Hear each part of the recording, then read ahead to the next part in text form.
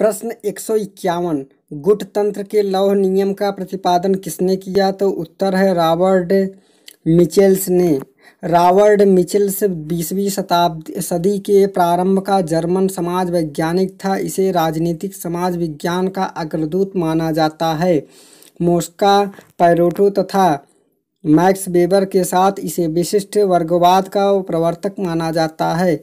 मिचेल्स ने अपनी कृति politics parties में अपना प्रमुख सिद्धांत गुटतंत्र का लौह नियम प्रस्तुत किया। मिचेल्स की मान्यता है कि सभी संगठित समूह, चाहे वे राज्य हो या राजनीतिक दल हो, मजदूर संघ हो, व्यवहार में धरातल पर गुटतंत्र का रूप धारण कर लेते हैं, अर्थात उनमें सारी शक्ति इन गिने नेताओं के हाथों में केंद्रित हो जाती है, चाहे उनका औपचारिक संविधान कैसा भी क्यों न हो।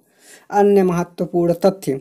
पैरेटो की पुस्तक द माइंड एंड सोसाइटी में इसने अपनी प्रमुख सिद्धांत सर्कुलस ऑफ एलिट किया है। मोस्का अपने पुस्तक द रूलिंग क्लास में स्वतंत्र चुनावों की व्यवस्था को झूठा परिकल्पना कहा है। प्रश्न नंबर 152। मंत्रिमंडल उत्तरदायित्व के लवादे में नौकरशाही पनपती है, यह कथन किसका है? रम्ज मेयोर का है। रम्ज मेयोर के अनुसार हमारी शासन प्रणाली में नौकरशाही की शक्ति बहुत ज़्यादा है, चाहे वह प्रशासन हो या विद्यमान हो या वित्त हो। वह मंत्रिमंडल उत्तरदायित्व के लवादे में फ्रेंकेनसीट के दैत्य की भांति पनपी विकसित हुई और अब वह अपने पैदा करने वाले को खा जाता है। प्रश्न नंबर 153 है। तटस्थता राज्यों की वह व्यवस्था है जिसमें युद्ध के समय वे इस संघर्ष में भाग नहीं लेते और दोनों युद्धरत पक्षों में अपना शांतिपूर्ण संघर्ष बनाए रखते हैं। तो उत्तर है लॉरेंस के अनुसार तटस्थता राज्यों की वह अवस्था है जिसमें युद्ध के समय वे इस संघर्ष में भाग नहीं लेते और दोनों युद्धरत पक्षों में अपने शांतिपूर्ण संपर्क बनाए रखते हैं। अंतर्राष्ट्रीय कानून में तटस्थता एक ऐसी अवधारणा है जिसका संबंध केवल युद्ध की अवस्था से है। प्रश्न नंबर 154। उपलब्ध समय के अनुसार काम का विस्तार होता जाता है, यह कथन किसका है? तो उत्तर बी नॉर्थकोट पार्किंस का है। प्रश्न नंबर 155। मैक्स वेबर हैं। मैक्स वेबर एक जर्मनी राजनीति विज्ञानी हैं। मैक्स वेबर एक जर्मन राजनीति विज्ञानी है जिन्होंने राजनीतिक शक्ति की अवधारणा के विकास में महत्वपूर्ण योगदान दिया। प्रश्न नंबर 156 है। इनमें कहा गया है कि सत्ता औचित्यपूर्ण शक्ति है, तो उत्तर है मैक्स वेबर का। मैक्स वेबर ने सत्ता के 3 प्रकारों का वर्णन किया है: परंपरागत सत्ता, करिश्माई सत्ता और वैधानिक सत्ता। वेबर ने इनमें व्यक्तिगत सत्ता को महत्वपूर्ण मानते हैं और कहते हैं कि सत्ता एक निर्दिष्ट भूभाग में भौतिक बल के प्रति समस्त प्रयोग में एकाधिकार का दावा करता है। प्रश्न नंबर 157 है। सत्ता के 3 सर्वांगपूर्ण प्रकार की अवधारणा का प्रतिपादन किसने किया है? तो मैक्स वेबर ने किया। मैक्स वेबर ने सत्ता वर्गीकरण का प्रयोग किया है। वेबर का नौकरशाही सिद्धांत सत्ता के सिद्धांत का ही एक अंग है। वेबर ने सत्ता के कुल 3 प्रकार माने हैं: पारंपरिक सत्ता, श्रद्धा पर आधारित सत्ता, अवस्था करिश्माई सत्ता और वैधानिक प्रभुत्व। नौकरशाही इनमें अंतिम श्रेणी में आती है। विधिक रूप से पोषित तथा समर्थित नौकरशाही को उन्होंने संगठन का सबसे प्रभावशाली स्वरूप माना है। प्रश्न नंबर 158। निम्नलिखित में से कौन सा एक मैक्स वेबर का द्वारा परिभाषित सत्ता का प्रकार नहीं है? तो राजनीतिक सत्ता नहीं है। प्रश्न नंबर 159। मैक्स वेबर, दुर्खिम और पैरेटो को राजनीतिक शास्त्र के किस उपागम को जोड़ा गया? तो उत्तर है डी समाजशास्त्री। समाजशास्त्री समाज के उद्भव, विकास, संगठनात्मक और संस्थाओं के साथ साथ समाज में सामाजिक व्यवहार को वैज्ञानिक रीति से समझने का विज्ञान है। मैक्स वेबर, दुर्खिम एवं पैरेटो तीनों ही समकालीन यूरोपीय समाजशास्त्री थे जो तत्कालीन यूरोपीय समाज की समस्याओं को अपने दृष्टिकोण के आधार पर समझते थे। प्रश्न नंबर 160 इनमें से कौन सी अवधारणा मैक्स वेबर ने दिया है? तो उत्तर है डी, चमत्कारी नेतृत्व। प्रश्न नंबर 160 है मंत्रिपरिषद जहाज रूपी शासन को चलाने वाला पहिया है, या किसने कहा है? तो रामजी मोर ने कहा है। संसदीय व्यवस्था में मंत्रिमंडल प्रधानमंत्री के नेतृत्व में कार्यपालिका की शक्तियों का प्रयोग करता है। शासन संचालन का पूरा दायित्व इसी पर होता है। इसी संदर्भ में रामजेम्योर ने कहा है कि यहाँ जहाज रूपी राज्य को घुमाने वाला चक्र है। मंत्रिमंडल के उत्तरदायित्व के बारे में मार्ले ने लिखा है कि मंत्रिमंडल के सब मंत्री साथ साथ डूबते हैं तथा साथ ही तैरते हैं। मंत्रिमंडल के बारे में अन्य कथन है। ग्लेटस्टन ने लिखा है कि यह एक सूर्यपिंड है जिसके चारों ओर अन्य पिंड घूमते हैं। वेजार्ट के अनुसार यह संयोजन समिति है, एक हाइफन है जो जोड़ता है, एक वाक्सुरा है जो कार्यपालिका और व्यवस्थापिका को एक साथ बोध देता है। प्रधानमंत्री के बारे में कथन, यह संपूर्ण शासन व्यवस्था की चूल है। लास्की ने कहा है छोटे छोटे नक्षत्रों के बीच चंद्रमा। वर्मन ने कहा है। प्रश्न नंबर 162 समाज की उन्नति के लिए विज्ञान की प्रबुद्ध तानाशाही आवश्यक है, यह निम्नलिखित विचारकों में कथन है? तो ये है फ्रांसीसी वेकेन का। प्रश्न नंबर 162 है अंतर्राष्ट्रीय राजनीति के यथार्थवादी दृष्टिकोण के विकास में निम्नलिखित में से किस विद्वान का योगदान नहीं है? तो उत्तर है डी, अब्राहम लिंकन। अंतर्राष्ट्रीय राजनीति के यथार्थवादी दृष्टिकोण के विकास में कई विद्वानों का योगदान रहा है।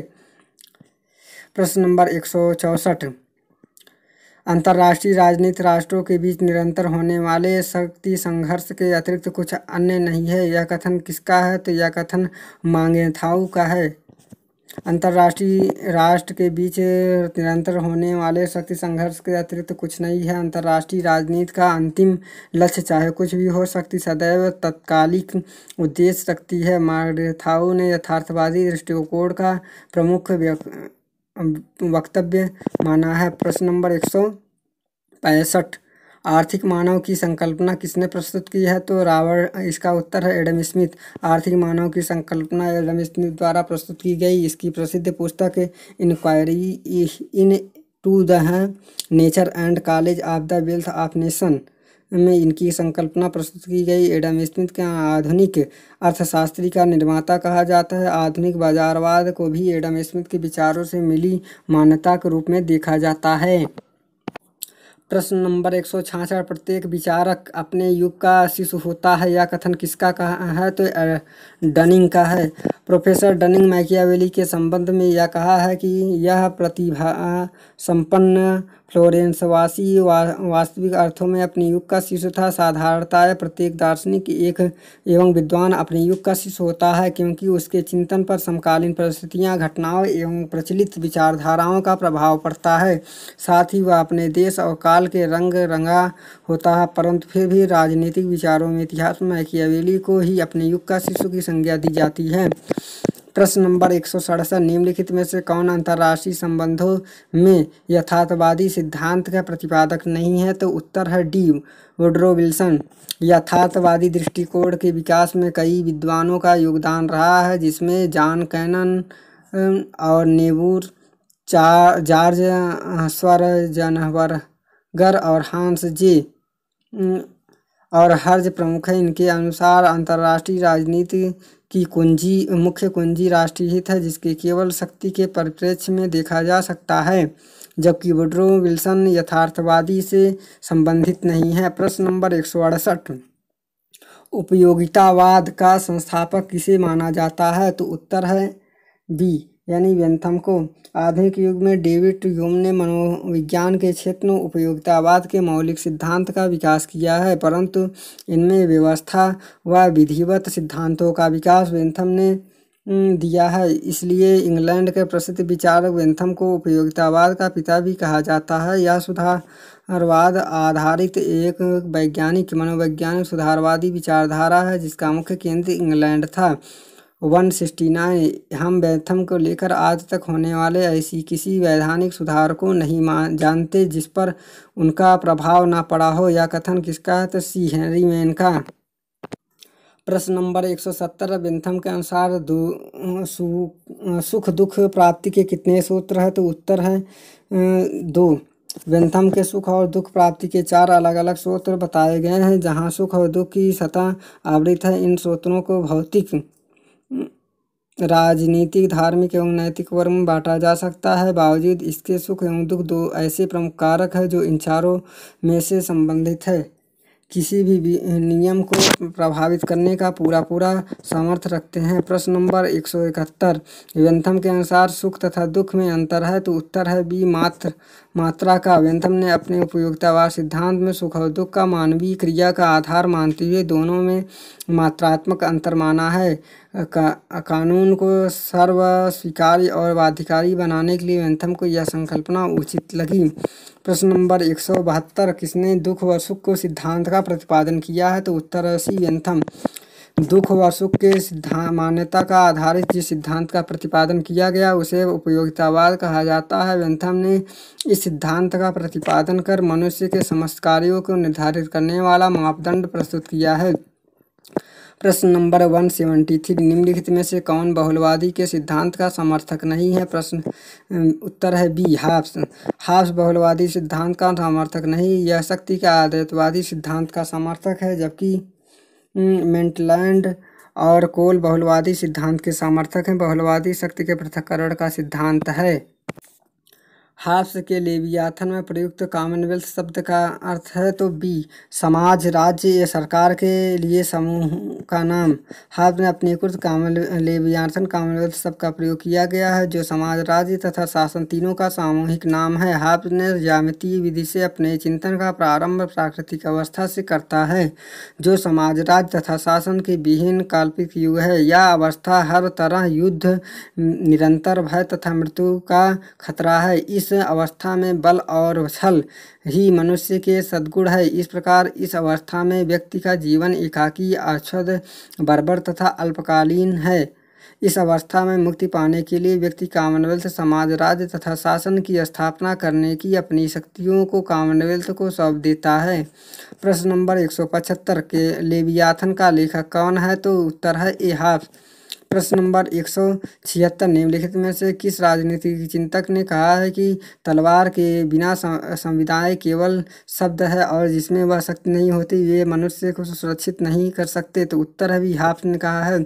मनुष्य की प्रकृति का विश्लेषण करते हुए हाब्स ने कहा है कि भावना प्रधान होने के कारण मनुष्य भय की भाषा ही जानता है। भय को उत्पन्न करने का सर्वश्रेष्ठ साधन है बल प्रयोग। किसी भी समझौते का पालन मनुष्य इसलिए करता क्योंकि दंड का भय उसके लिए बाध्य रहता है। प्रश्न नंबर 177, निम्नलिखित में से कौन खेल सिद्धांत से नहीं जुड़े हैं? तो उत्तर है ए, आर्गानस्की। प्रश्न नंबर 178 है, हेगल ने सभ्य समाज को देखा था? तो उत्तर है सी, सार्वभौमिकता के साकार रूप में। हेगल ने सभ्य समाज को सार्वभौमिकता के साकार के रूप में देखा। इसके अनुसार सार्वभौमिकता अथवा विश्वात्मा का साकार रूप ही राज्य है। पहले यह विश्वात्मा जड़ से फिर धीरे धीरे समाज में अनंतता राज्य का रूप ले लेती है। प्रश्न नंबर 179, कौन सा युग सुमेलित नहीं है? तो उत्तर है बी, सुमेलित नहीं, बाकी सब सुमेलित है। यानी जॉर्ज सोरेल जो है संघवाद समाजवाद है और कोल जो है श्रेणी समाजवाद है, लास्की बहुल समाजवाद है। राजनीतिक संस्कृत का प्रयोग सर्वप्रथम किसने किया? तो उत्तर है सी, आमंड। वर्ष 1963 में अमेरिकी राजनीतिक वैज्ञानिक आमंड ने राजनीतिक संस्कृत का सबसे पहले प्रयोग किया है। राजनीतिक संस्कृत का तात्पर्य संस्कृत के उन पक्षों से है जो राजनीति को प्रभावित करते हैं। प्रश्न नंबर 181, कौन सी सत्ता प्रयोजित नहीं की जानी चाहिए? उत्तर है डी, इनमें से कोई नहीं। वित्त संबंधी शक्ति नहीं, कोई नहीं, इनमें से कोई नहीं।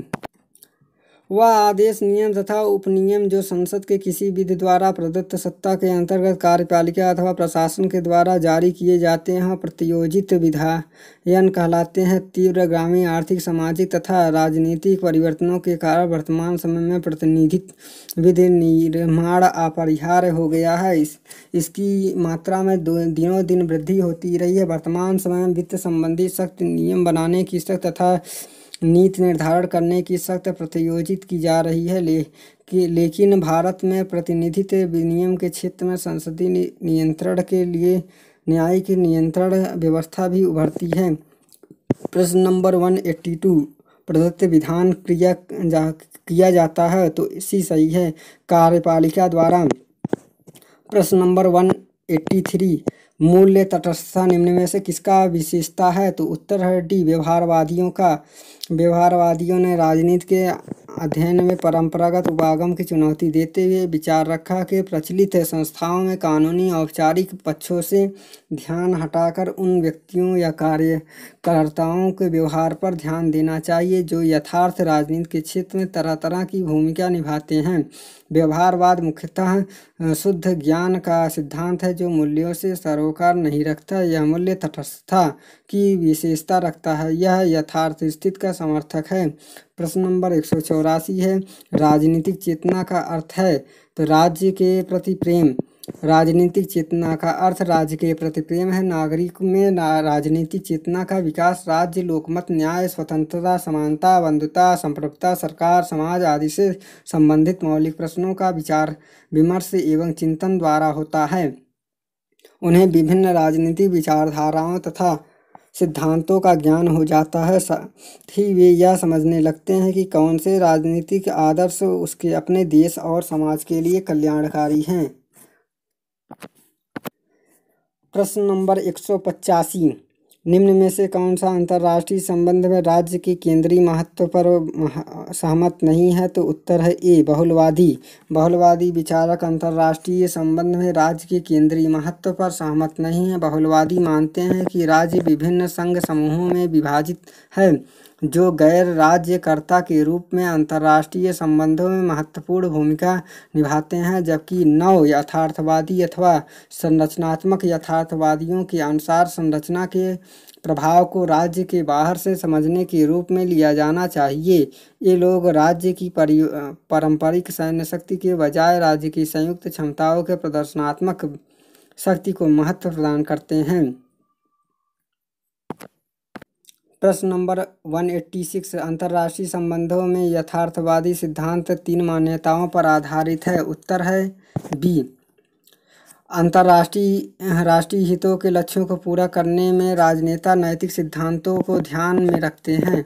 यथार्थवाद के अनुसार राष्ट्र की शक्ति का विकास ही उसके हितों को पूर्ण करने का एकमात्र साधन है। प्रत्येक राज्य अपने राजनेता सत्ता और शक्ति के विकास से ही अपने हित पूर्ति के लिए प्रयत्नशील रहते हैं। यथार्थवादी दृष्टिकोण इस बात पर बल देता है कि विदेश नीति संबंधी निर्णय राष्ट्रीय हित के आधार पर लिए जाने चाहिए, न कि नैतिक सिद्धांतों और भावनात्मक मान्यताओं के आधार पर। प्रश्न नंबर 187 है, इतिहास और भौतिकता व्याख्या के अनुसार सामाजिक संरचना की निम्नलिखित परतों की प्राथमिकता का सही क्रम क्या है तो इसका उत्तर है इतिहास में भौतिकता व्याख्या के अनुसार सामाजिक संरचना के विकास के क्रम में उत्पादन की शक्ति, उत्पादन के संबंध, कानून का व राजनीतिक संगठन विचारधारा।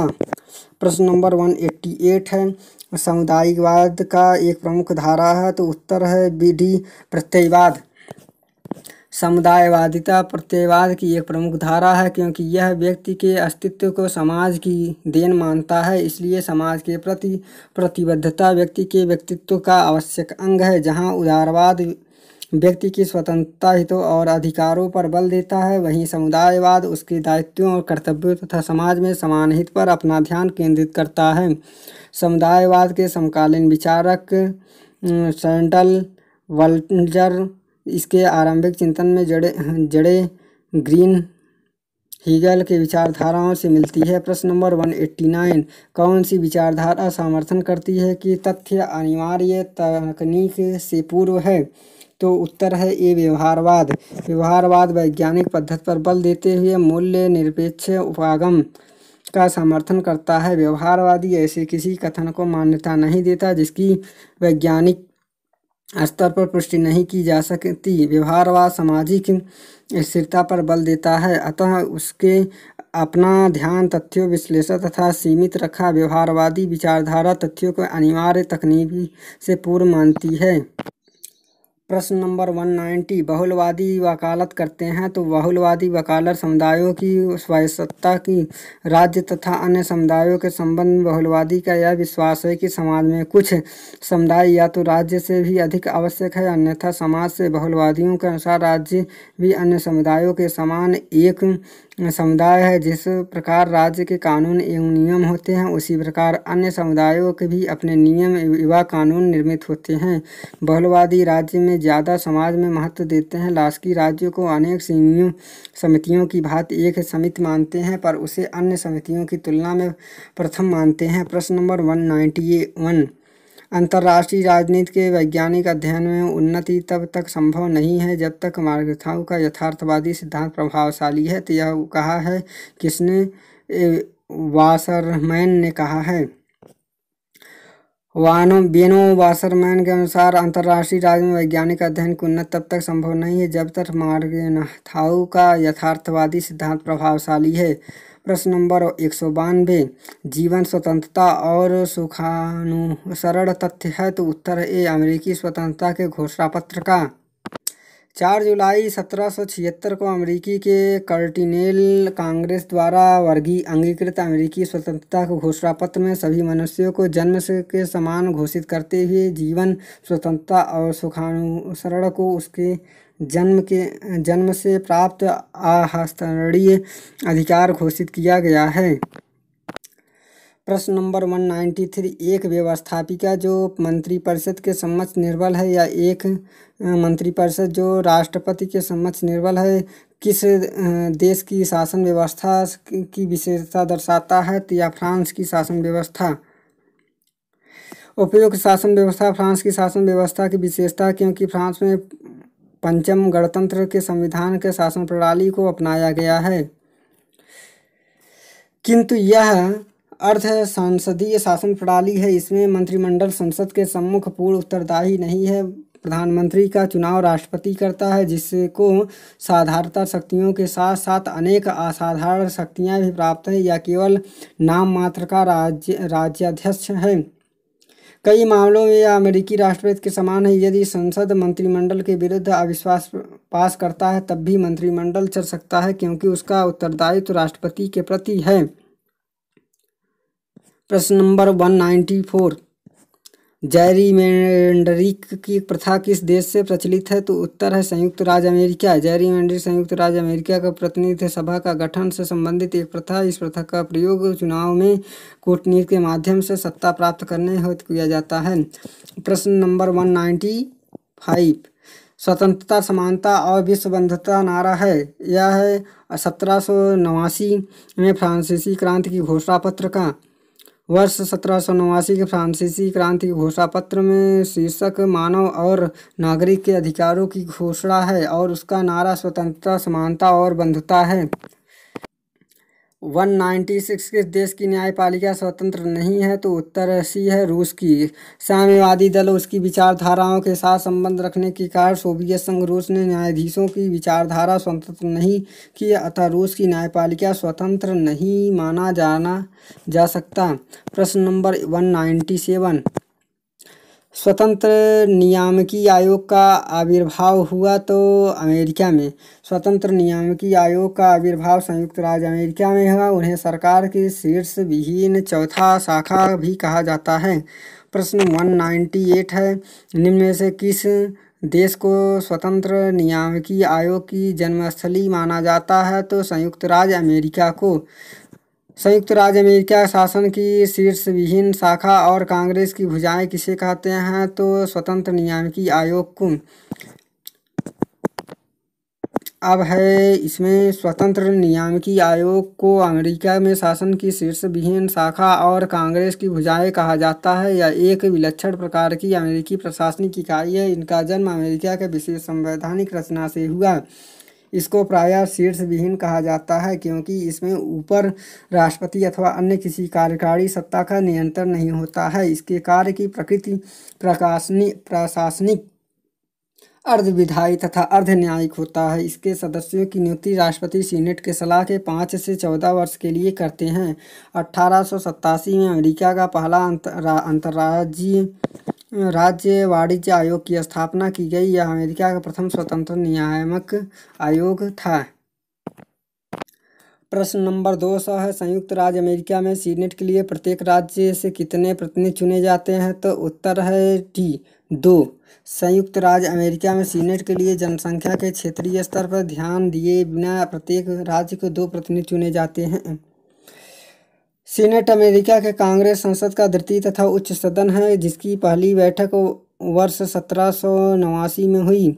अमेरिकी कांग्रेस का निम्न सदन प्रतिनिधि सभा है, जिसमें जनसंख्या के आधार पर प्रतिनिधि चुने जाते हैं। अमेरिका में कुल 50 राज्य हैं, अतः तदनुरूप सीनेट के सदस्यों की संख्या 100 है। प्रश्न नंबर 201 है, अमेरिका में व्हाइट हाउस संबंधित है तो राष्ट्रपति से संबंधित है। प्रश्न नंबर 202 है, अमेरिका संविधान में बिल ऑफ राइट्स किस संशोधन द्वारा जोड़ा गया? तो प्रथम 10 संशोधनों द्वारा। अमेरिका में संविधान प्रथम 10 संशोधनों सामूहिक रूप से बिल ऑफ राइट्स कहते हैं। वर्ष 1791 इन्हें सामूहिक रूप से अपनाया गया। प्रश्न नंबर 203, सैनिक औद्योगिक स्कूल किसके द्वारा प्रयुक्त होने के पश्चात व्यापक प्रयोग में लाया जाने लगा? आइजनहॉवर द्वारा। सैनिक औद्योगिक स्कूल शताब्दी का प्रयोग अमेरिकी राष्ट्रपति व्हाइट डी आइजनहॉवर द्वारा वर्ष 1961 में अपनी विदाई समारोह के भाषण के प्रयोग में किया गया था।